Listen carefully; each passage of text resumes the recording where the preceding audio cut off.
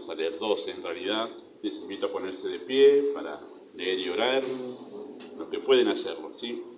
Hechos 2, verso 46, dice así: perseverando unánimes cada día en el templo y partiendo el pan en las casas, comían juntos con alegría y sencillez de corazón, alabando a Dios y teniendo favor con todo el pueblo, y el Señor añadía cada día a la iglesia a los que habían de ser salvos. Muy bien, oramos. Amado Padre, nos encomendamos a ti una vez más, a la guía de tu Espíritu. Al usar tu palabra, pedimos que hables más de lo que decimos en este momento. El anhelo es poder crecer en nuestra relación como creyentes, como hijos tuyos, de tal manera que la iglesia pueda tener un ambiente, un contexto, donde aquellos que no son salvos puedan ser llevados al arrepentimiento, pero también donde los creyentes podemos crecer de manera sana.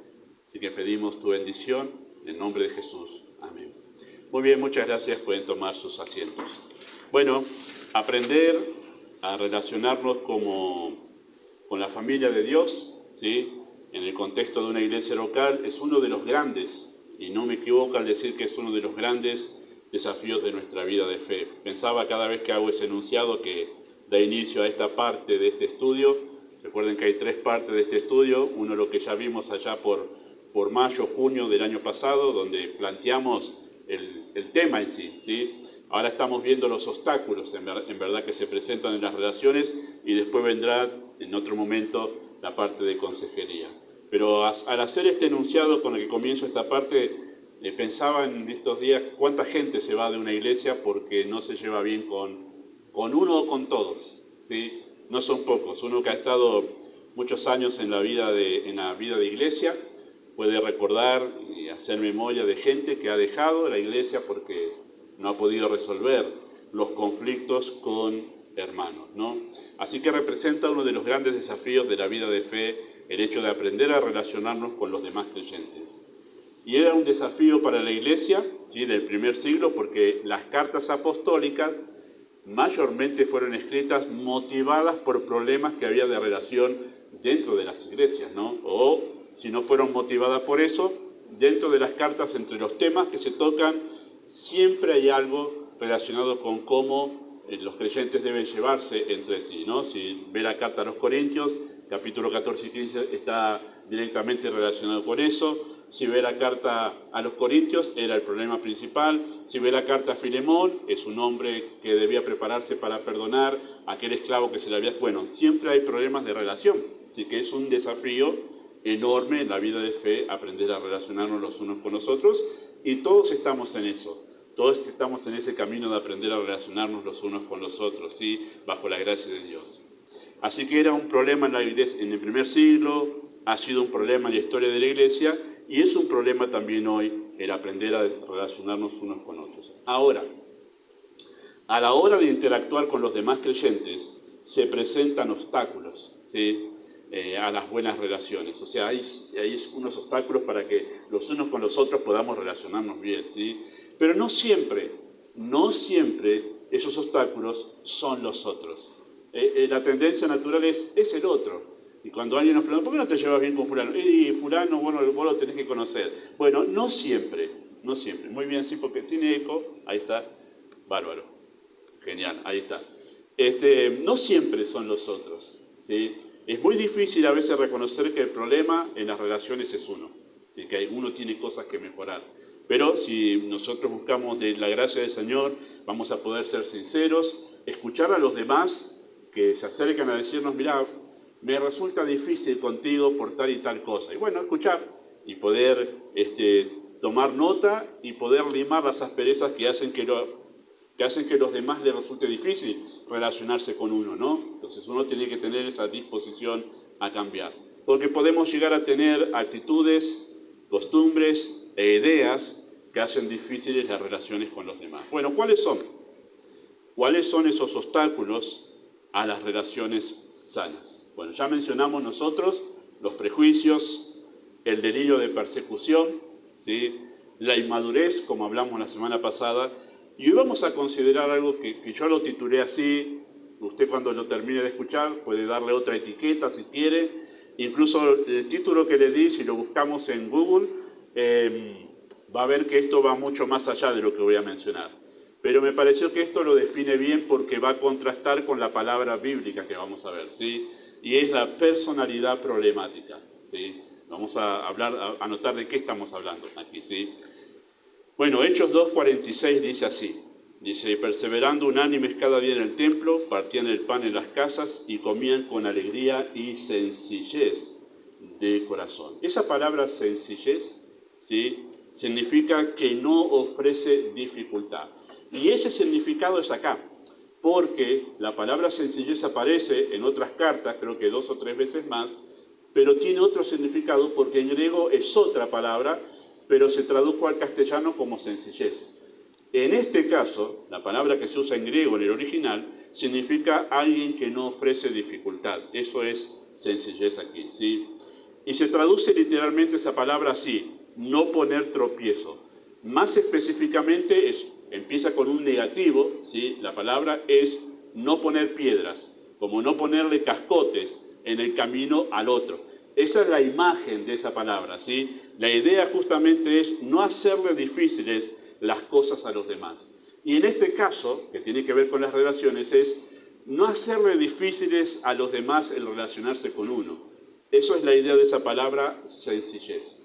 Esa palabra que aparece aquí, que tiene una gran importancia, hoy me doy el gusto de poder enseñarla, porque cuando me toca enseñar Hechos 2, esa palabra está en un contexto que es muchísimo más importante que eso que está diciendo ahí Lucas. Lucas está describiendo ahí cómo era la relación entre los creyentes cuando la iglesia nació. Y cuando lo enseñamos, el otro contexto es mucho más importante y eso pasa así como, vieron qué lindo que era la relación y no podemos decir más porque lo otro se roba toda la atención. Pero hoy vamos a centrarnos en esa sola palabrita para entender cómo era esa relación que tenían los creyentes en la iglesia naciente, ¿sí? No hacerle las cosas difíciles a los demás. Y el término suele pasar desapercibido justamente por esta razón, ¿sí? Lo contrario a sencillez es ser complicado. Eso es lo contrario a sencillo. Si sencillo es hacerle las cosas fáciles a los demás, lo contrario a eso es ser complicado y de ahí nace mi título, ¿no? Mi manera de calificar esta problemática, ¿sí? Lucas destaca, queridos hermanos, esta cualidad de los creyentes debido a la incómoda situación extraordinaria que la iglesia tuvo que atravesar cuando repentinamente, en ese momento donde se habla de esto, ¿sí?, repentinamente la iglesia tuvo que atravesar un problema donde se unieron a la iglesia como 3.000 personas. De ahí viene el contexto. Los primeros convertidos, como 3.000, se sumaron a la iglesia, pero muchas de esas personas que se convirtieron en ese día en Pentecostés no podían volver a sus hogares. Ya hemos explicado esto en otro momento, que para los judíos, porque eran todos judíos, ¿sí?, había judíos de sangre y había judíos prosélitos. Prosélito era que era de otra nación, pero se convirtió al judaísmo. Bueno, estaban todos allí en ese momento. Bueno, cuando un judío se convertía al cristianismo, en ese momento, moría para su familia, pero moría literalmente. Le hacían una tumba, le hacían una lápida y murió, no existe más para nosotros. Bueno, mucha de esa gente no pudo volver a su casa y la iglesia se vio presionada en ese momento por la necesidad de urgencia a tener que darle casa y comida a toda esa gente que no pudo volver a sus hogares. Claro, era una situación incómoda, tener que tener toda esa gente ahí en ese momento atendiéndola de urgencia. Bueno, muy a pesar de esa situación de incomodidad, Lucas destaca esto. Mirá vos la situación incómoda que están viviendo, pero se los ve con estas dos cualidades, alegres y sencillos. Qué lindo, ¿no? Alegres y sencillos, muy a pesar de que, bueno, donde comían 6, ahora tenían que comer 12 capaz. Era incómodo el asunto. ¿Y dónde el fulano te queda un lugar? Y recordemos que en aquellos tiempos dormían todos juntos. No había la habitación de los chicos, no, eran todos juntos en una sola habitación, dormían. Era la cultura judía. Bueno, en esa sola habitación ahora tenía que albergar a más, la mesa tenía que ser para más, una situación muy, muy incómoda. Pero Lucas dice, los veo, esa situación lo vi, dice, eran alegres y sencillos, muy a pesar de la incomodidad, ¿sí? Los judíos, queridos hermanos, estaban acostumbrados a participar de las fiestas religiosas, podían ver que en la iglesia, ¿sí?, se comenzó a vivir algo que era muy diferente al fariseísmo, donde los prejuicios religiosos y nacionalistas hacían de los fariseos personas difíciles. Y por eso es que Lucas destaca esto acá, porque lo que fue la convivencia en el cristianismo naciente se contrastó, pero de manera abismal, con lo que era la religión judía, donde todo era muy complicado para relacionarse. Ellos llegaban a la fiesta de Pentecostés y ya había un lugar para varones y para mujeres, ya los separaban para poder adorar. Y después no solo eso, había un lugar donde entraban los judíos de sangre y después otro donde entraban los judíos prosélitos. Y después los gentiles estaban más lejos todavía, o sea, relacionarse en ese contexto era complicadísimo. Y entonces llega la iglesia naciente y dice, acá no hay problema. Acá estamos judíos de sangre, judíos prosélitos, están el que es un estudioso y el que es alguien comerciante, y bueno, todos están juntos allí, no hay problema. Y creo que acá no es tan complicado relacionarse como era en la religión de los fariseos. Y eso es lo que Lucas destaca aquí, ¿verdad? Algo muy diferente comenzó a suceder en la iglesia naciente, ¿sí? Había sencillez. No hacían problema para sentarse a comer juntos un judío de Jerusalén con un prosélito de la India, por ejemplo. No hacían problema con la comida y con el servicio de la mesa tampoco. Había una predisposición a adaptarse, que eso es parte de la sencillez, una predisposición a adaptarse a las circunstancias que vivían sin hacer lío o expresar queja alguna. Esa es la manera más fácil de poder expresar lo que eso es sencillo, poder adaptarse a la situación y tener una disposición alegre y decir, bueno, está todo bien, no hay problema, está un poco más incómodo, pero no se hagan problema, yo estoy bien. Esa es la idea de ser sencillo y eso es lo que Lucas vio en este grupo de personas, ¿sí?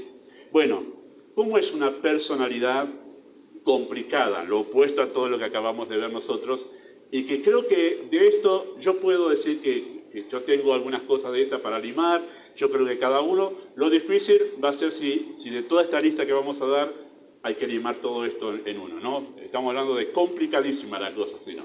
Bueno, ¿cómo es una personalidad complicada que hace difíciles las relaciones a los demás? Primero, es una persona que se incomoda con facilidad.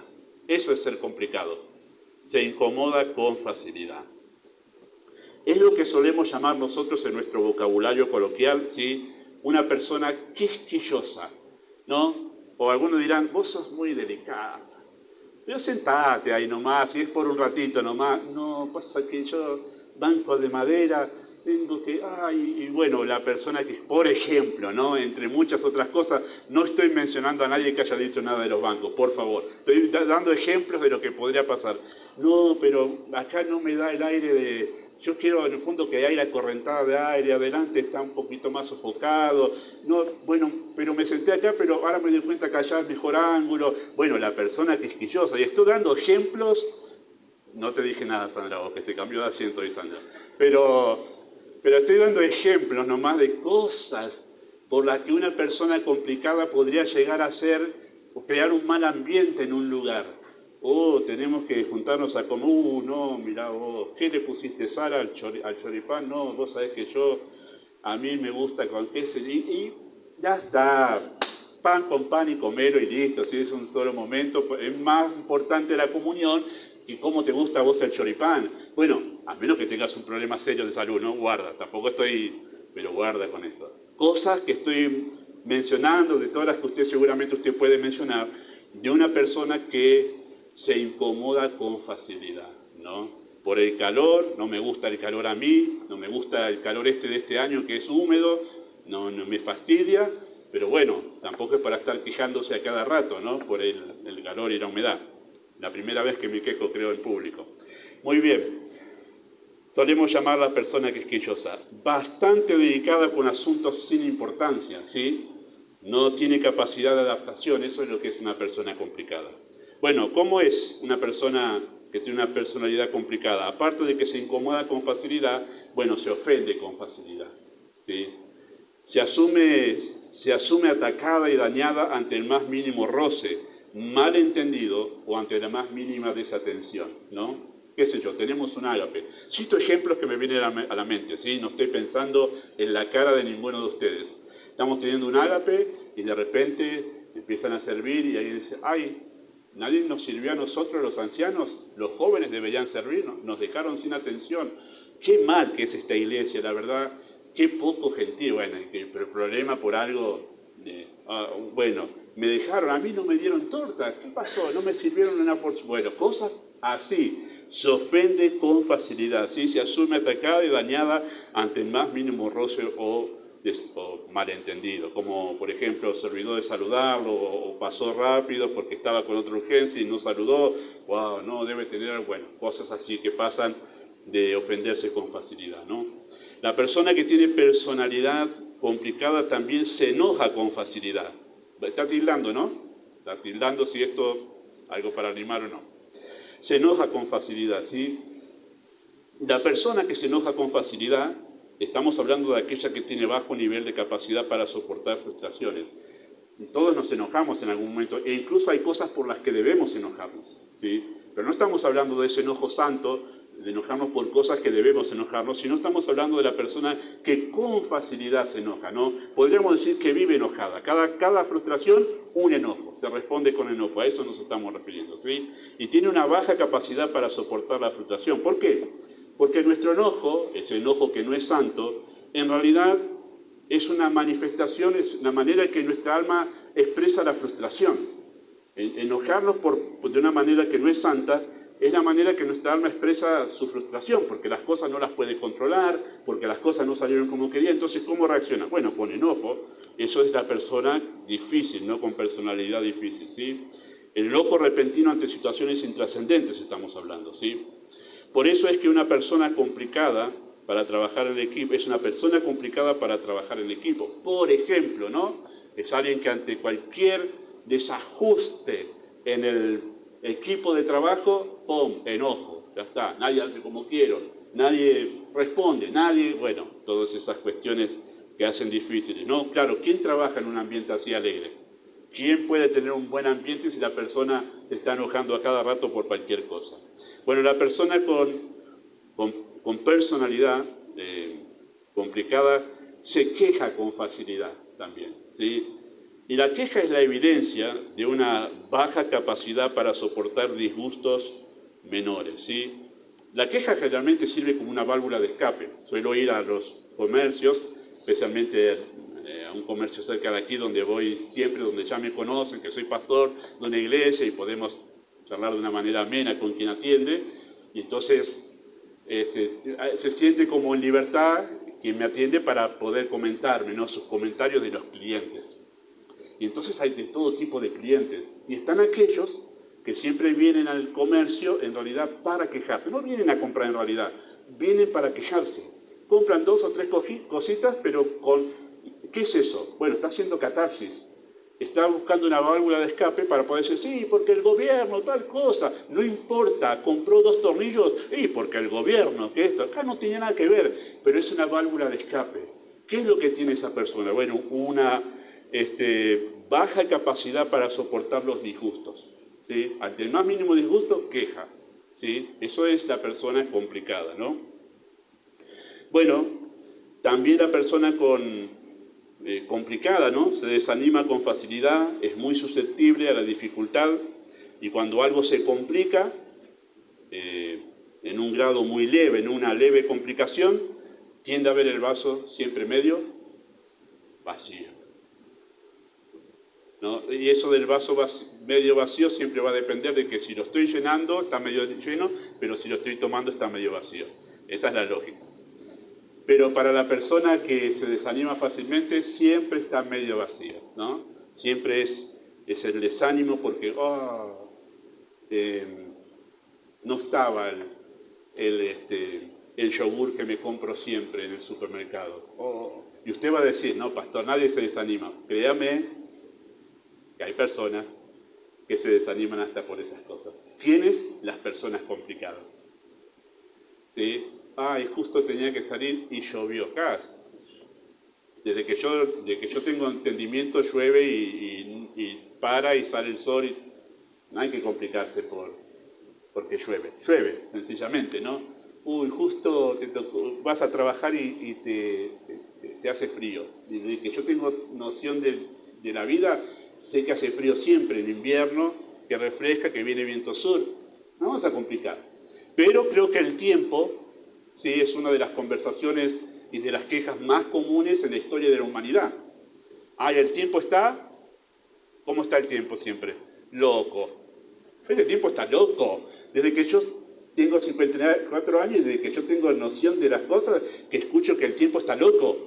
Entonces ya no deberíamos asombrarnos que el tiempo esté loco. Está loco nomás. Entonces no hay que hacer de todo esto cuestiones de desánimo. Bueno, la persona complicada va a venir con cuestiones menores, mirando que el mundo se le derrumbó completamente y que todas le salen mal, sencillamente porque no pudo, no sé qué cosa, comprarse la zapatilla no sé de cuál. Bueno, se compró de otra.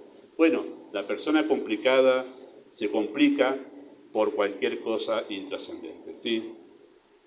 Bueno, usted puede añadir más a esta lista seguramente.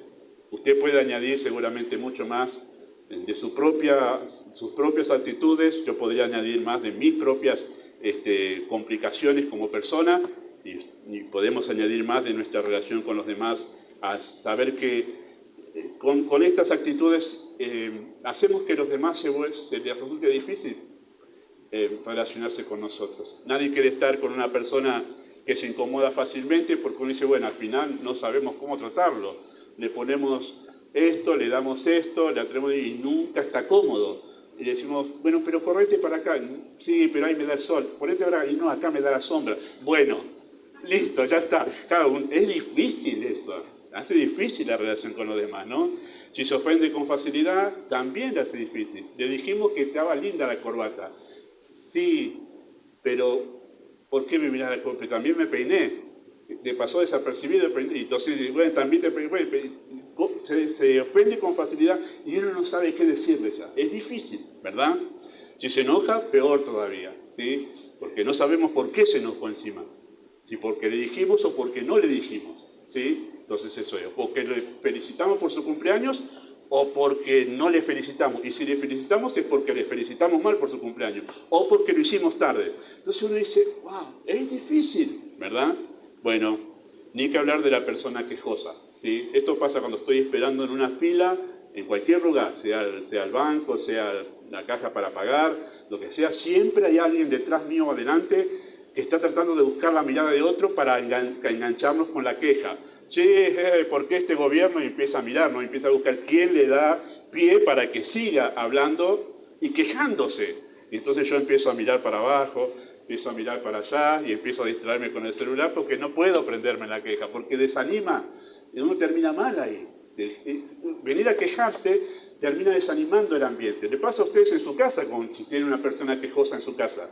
¿Qué hace? Ya está, bueno, porque la persona quejosa usted no la complace con nada.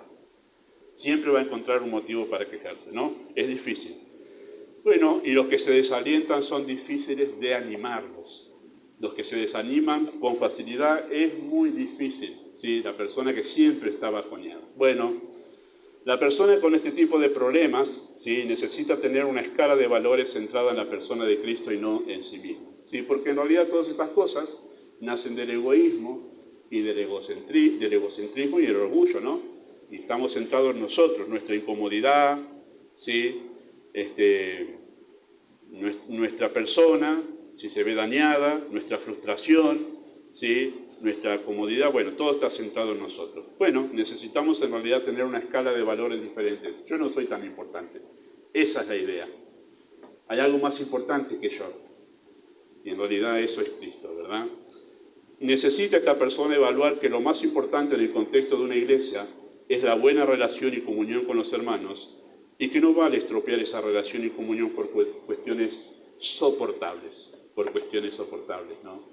¿Para qué vamos a arruinar la relación con los demás con cosas que podemos soportar fácilmente, verdad? ¿Para qué vamos a arruinar el buen ánimo en un ambiente de relación de comunión con cosas que podemos en realidad pasar por alto o soportar? Y estas personas necesitan tener conciencia de su propia imperfección. Suelen ser este tipo de personas difíciles y complicadas, suelen ser perfeccionistas. Sí, bueno, vamos a hacer la aclaración. No está nada mal ser perfeccionista. Ahora, si uno es perfeccionista y le hace la vida imposible a los demás, ahí ya está mal ser perfeccionista. El perfeccionista, que sea perfeccionista. Quiere hacer las cosas de manera perfecta y le gusta hacerlo así, muy bien. Pero tenga compasión, paciencia con los que no son perfeccionistas, ¿sí? ¿Por qué? Porque el perfeccionista tiende a ser fariseo. El fariseo tiende a ser perfeccionista. Y si no hiciste las cosas así, de esta manera, cuadradito de esta manera, ya hay enojo, ya hay frustración, ya no hay buena relación. Bueno, necesita evaluar que hay algo más importante que su perfeccionismo, ¿no? Y necesita ver en cada situación, por más mínima que sea, ver cada situación como una ocasión para mostrar el Evangelio en la práctica, ¿sí? Estar dispuesto a la autonegación por el bien del otro. Incluso en esas cosas más pequeñas, hermanos, y le digo a ustedes en cuanto a su vida de familia, a veces arruinamos el ambiente en la familia por cosas muy pequeñas. Le faltó la sal. ¿Cómo te olvidaste de la sal? Y entonces ya uno está comiendo con cara enojado y quien preparó la comida se ve como, wow, qué mal. Y yo que trabajé toda la mañana para poder hacer esta comida y termina así y ya se arruinó el ambiente. No importa, ni lo diga si faltó la sal. Digo, está bien, no hay problema. Sí, me falta un poquito la sal, pero no hay problema, la como igual. O la comemos igual. Y además, si la come enojado, le va a caer mal, peor todavía. Y eso es la verdad, mala digestión. Entonces, ¿para qué arruinar por algo tan insignificante como la sal? Y usted me va a decir, no, pastor, hay una gran diferencia ahí. No lo hay. ¿Sí? Bueno, necesita ver que cada situación esa es un momento para mostrar el Evangelio. ¿Cómo el Evangelio? Me niego a mí mismo. No hago todo un tema nacional de que falta sal. No hago una cuestión para un citatorio judicial porque le faltó la sal. Lo dejo pasar y ahí estoy mostrando el Evangelio de Cristo, ¿verdad? Estoy mostrando a Cristo en mí. Me niego a mí mismo, incluso en esas cosas más pequeñas, ¿verdad? Muy bien. Bueno, esto ayuda mucho en las relaciones interpersonales dentro de la congregación. Muy bien. Señor los bendiga. Vamos a pasar al tiempo de oración como acostumbramos cada sábado, ¿sí?